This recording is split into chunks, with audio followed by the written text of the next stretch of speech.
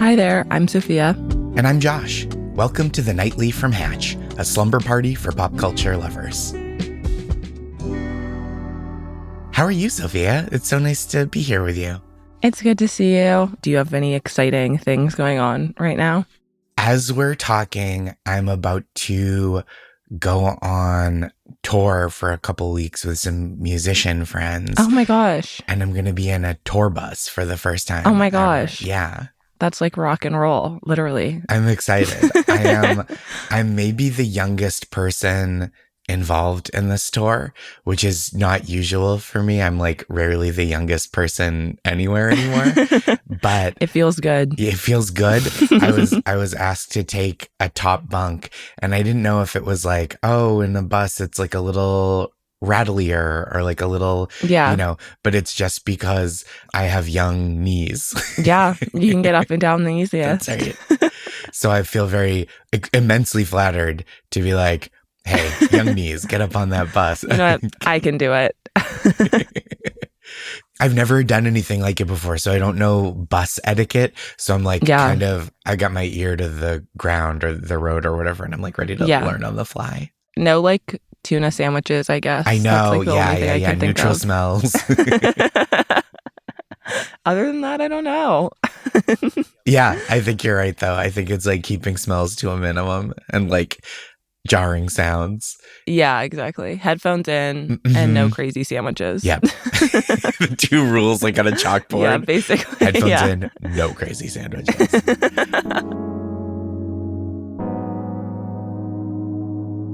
So tonight, I would like to walk us through a Drowsy History. The event I would like to talk about tonight is, and I think maybe this is one that's in your wheelhouse as well, the Isabella Stewart Gardner Museum Heist. It is in my wheelhouse. Excellent. I feel so excited for the first time ever. Because history to me is like completely unknowable. I'm like, that's actually crazy that you guys even know that.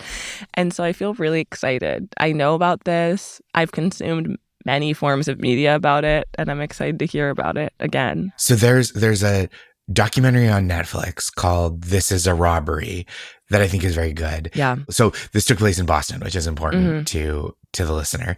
And they give one of the women who's on camera a glass of water to drink, if she gets parched during the interview. And she goes, I hate water. I feel like I remember that vaguely. So funny. So there's documentary, but then there's also, I think maybe even better, there is a podcast called Last Seen, SEEN. Yeah. And it's from like Boston Public Radio. Yeah. And it's really, really good. It came out like, I don't know, 2017 maybe. Yeah. I was working in a writer's room and I got like several of the other writers obsessed with it. And we would just like talk about it like it was Severance. Well, it's so interesting. And also I love like art heist because like, I have a lot of complicated feelings about true crime. Same. Though I still consume it, but it is like morally completely dubious to me.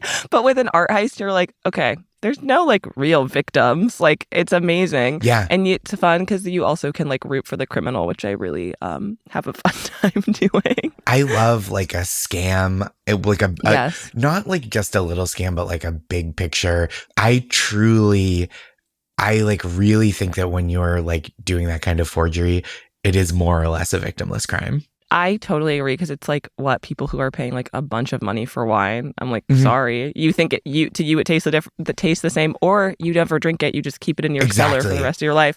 But with the art too, I'm like, you're stealing stolen art. Yeah. So have at it. So okay, so let's go back in time, a long time, but not like I have a big problem with dates where especially things that happened outside of the United States, because again, I'm small-minded, but someone will be like, when was the Treaty of Ghent signed? And I'm like, no idea. No. Dates mean nothing to me. Yeah. But this heist, the Isabella Stewart Gardner heist, took place in 1990 in Boston, Massachusetts. Yeah. An important thing about the Isabella Stewart Gardner Museum, which I went to. Have you ever been? Yeah, I've been multiple times. It's beautiful. It's beautiful.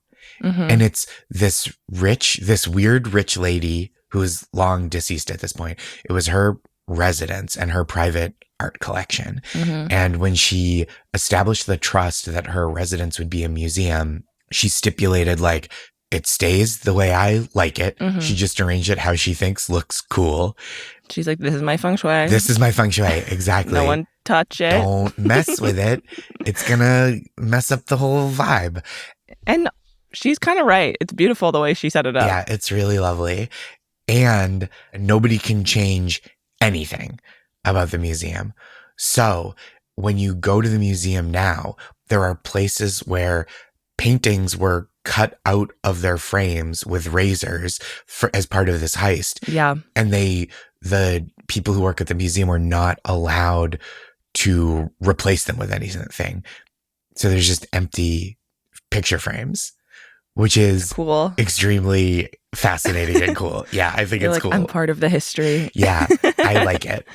So it's the night of St. Patrick's Day, 1990. And it's technically March 18th, but it's like 2:30 a.m. the night of St. Patrick's Day. Yeah. So everyone in the city of Boston hammered. Important scheduling choice. Of course. 2 people show up outside the museum dressed as cops. And they kind of call into the museum and they go, hey, we're the cops. You got to let us in so you can, we had a call. There's a problem in your museum. And so there's 2 guards that are both in their like early to mid 20s. They let these fake cops in. Yeah. The fake cops. So this is where the harm is done. But these guys both ended up okay. I don't want anyone to feel weird. They brought them immediately. We're like, okay, now we're going to duct tape over your eyes so you can't see. And we're going to take you down to the basement and duct tape you to a pipe. And then we're going to rob the museum. The reason that this was possible, like there are readouts from the security system of like footsteps throughout all these different rooms. But the reason it was possible was because between the museum running low on money in the 80s and the way the trust stipulates you can't make major renovations to the museum, there were all these security updates that were recommended by experts and other museums that have better security, but they just hadn't done them. The board was like, no, it's too expensive. It's too much change. Like, why would anyone rob our museum? Right. Our cute little mansion museum. Like boutique museum. Yeah. So they stole 13 pieces of art, including one of like 32 known Vermeer paintings. The phrase that always gets thrown around with this is Rembrandt's only seascape. Yes. Every piece of media would be like, they took Rembrandt's only seascape. And I was like, you guys are obsessed with guys painting the ocean, huh? They are. And it's not all painting. There's a Chinese gu, which is like a bronze vase, drinking vessel type thing. Yeah. That was stolen as well. So 13 pieces. And it remains, I believe, the biggest unsolved art heist in history. Yeah. I think it was the biggest one at that time, the most expensive art heist at the time. I don't know if that's changed since then. I think that's true. It's something like the value of the art is like listed at something like $800 million total. It's crazy. And it has not been solved to this day. And it was these 2 guys that robbed the museum, 13 pieces of art, all different kinds of art from all different places in the museum. There's kind of no known rhyme or reason. Like nobody has been able to go like, oh, they looked for this kind of stuff or this kind of stuff. Yeah. It just seemed like they kind of took like what they wanted. Yeah. It's like they were like, this will go well in my living room. In the spirit of the museum itself.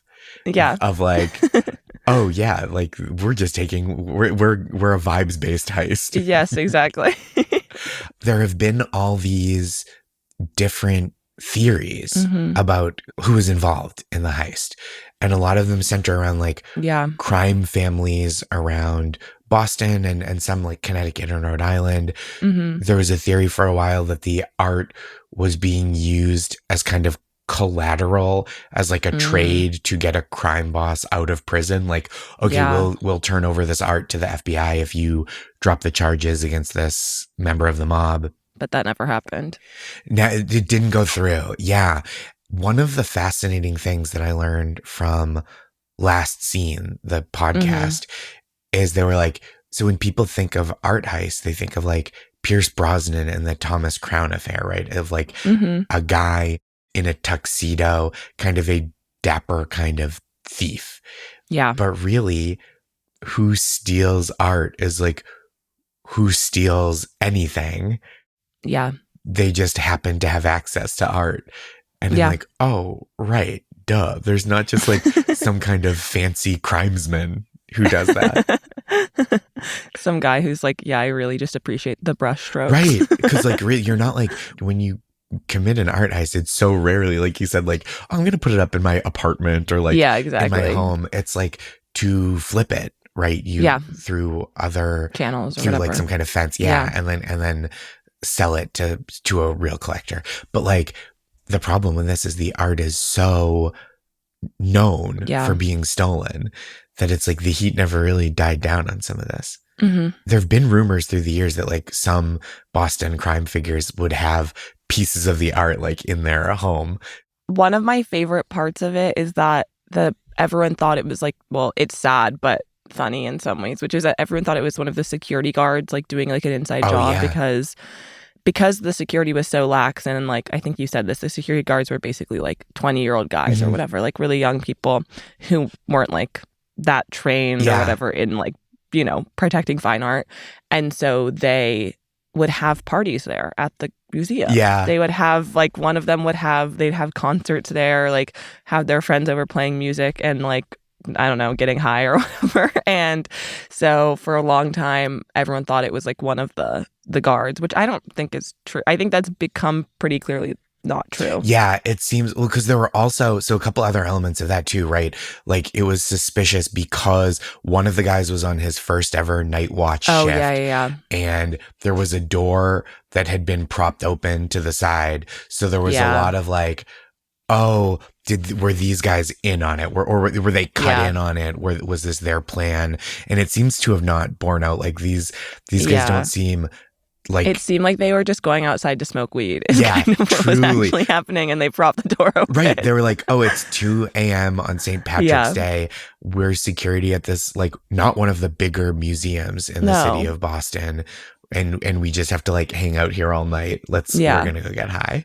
Yeah, which I think is really funny. Yeah. But yeah, and then also as you were saying, like the documentary on Netflix or whatever had the angle of like, it was a mafia thing or whatever. Right? Yeah. And then at the end, it's like this woman is like, oh yeah, I've like seen it.